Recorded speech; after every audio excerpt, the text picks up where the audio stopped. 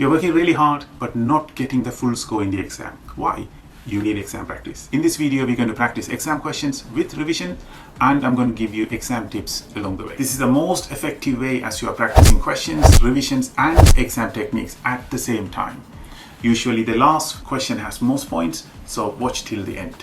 Okay, let's do the first question. This question is about the elements in period 3. The question is asking, give the full electron configuration of the element in period 3 with the highest first ionization energy. Before we answer the question, let's talk about what is ionization energy. So it's a measure how easily an atom loses electron to form a positive ion. That is an ionization energy. Now the first ionization energy is the energy required to remove one electron from each atom in 1 mole of gaseous atoms to form 1 mole of gaseous 1+ ion. So that is the first ionization energy, and that's the definition. For example, if you take sodium atom, in this case, say sodium atom loses an electron to become Na+, single plus gas. So the state symbols are important.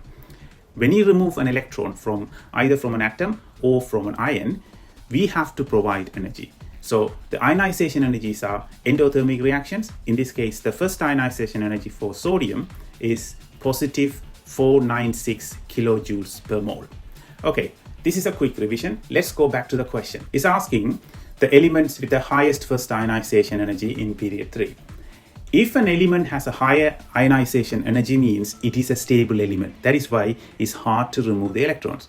So usually in periods, the elements on the last group, the group 8, the noble gases, they are stable elements, and therefore the ionization energies of those elements are high.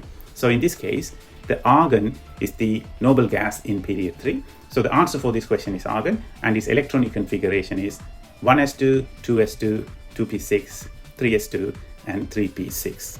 So what is the exam tip here? The noble gas has the highest ionization energy in the period because they are stable elements. Okay, the second question. Give an equation including state symbols to represent the process that occurs when the second ionization energy is measured.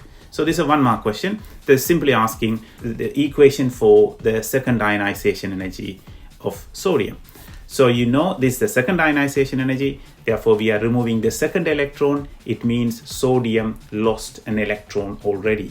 So the equation starts with Na+ gas become Na2+ gas by giving an electron out. Now, what is an exam tip here?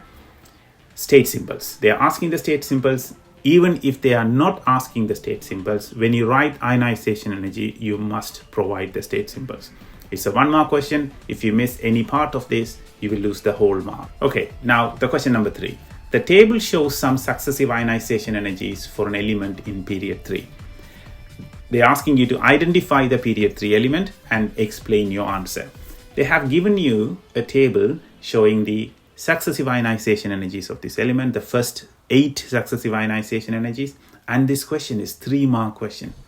So there is a mark given to identify the element and 2 marks given to the explanation, for your explanation. So it's a big question. So when you answer questions like this, you have to plan your answer first. Let's look at the table. As you know, successive ionization energies always increases because it's harder to remove electrons one by one. It's become harder and harder. However, if you look at the table very carefully, there is a big jump between the 6th ionization energy and the 7th ionization energy. Is increasing from 6th ionization energy is 8,490 joules. 7th ionization energy is 27,100, which means removing the 7th electron is much more harder than the 6th electron. So it means the 7th electron is being removed from an inner shell closer to the nucleus. That is why it's harder. So that also tells you this element has 6 electrons in its outer shell. That is why the 7th is in inner shell. So now you know the number of electrons in the outer shell. Therefore, you know which group it belongs to, group 6. So you know the period 3, group 6.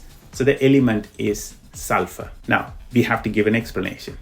So what is an explanation? There is a large increase between 6th and 7th ionization energies.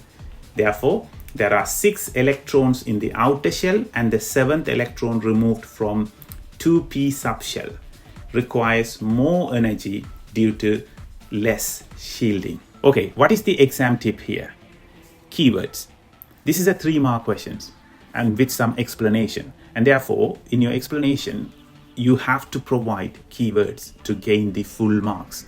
So the shielding effect, that's a keyword. You have to use it. And it's also advisable to mention like a 2p subshell, specific subshells, because you know the actual elements. So you can mention the specific subshell rather than giving a generic answer. Hope you find this video useful. We are doing questions, revisions, and exam techniques at the same time. If you have any questions, put it in the comment below. I will get back to you. Thank you for watching.